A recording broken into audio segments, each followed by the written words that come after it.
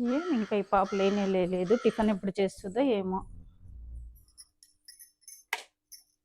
ఏమ్మా అట్లా పనుకున్నావు?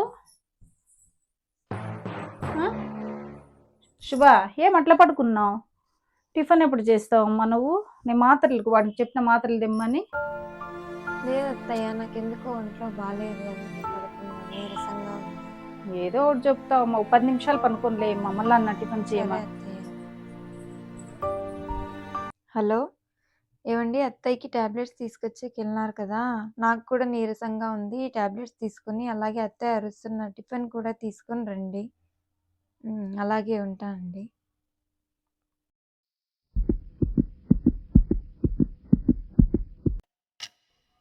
టైం అయిపోతుంది, టాబ్లెట్లు వేసుకోవాలా. ఈ పాప ఇంకా లేదు. ఈ పాప కథ చెప్తానండి. ఏమ్మా ఇంతసేపు అయినా లేదు? అప్పుడైనా లేపేసినాను. నేను టాబ్లెట్లు వేసుకోవాలా, లేమ్మా టిఫిన్ చేస్తూ. ఏంటత్తయ్య? మీ అబ్బాయికి చెప్తాను అత్తయ్య టిఫిన్ తీసుకొని రమ్మని. ఎందుకమ్మా చెప్పింది? నువ్వే టిఫిన్ చేయొచ్చు కదమ్మా. డబ్బులు ఎందుకమ్మా వృధా ఖర్చు పెట్టేస్తున్నావు?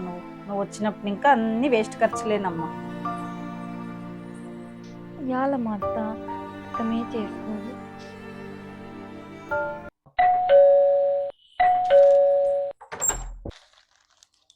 ఇది నాకి, ఇది ఎవరికి? ఎవరికమ్మా ఈ టాబ్లెట్లు? ఇవి నాకే అత్తయ్య, కడుపు నొప్పి అని చెప్పినందుకు టాబ్లెట్స్ తీసుకొని వచ్చింది.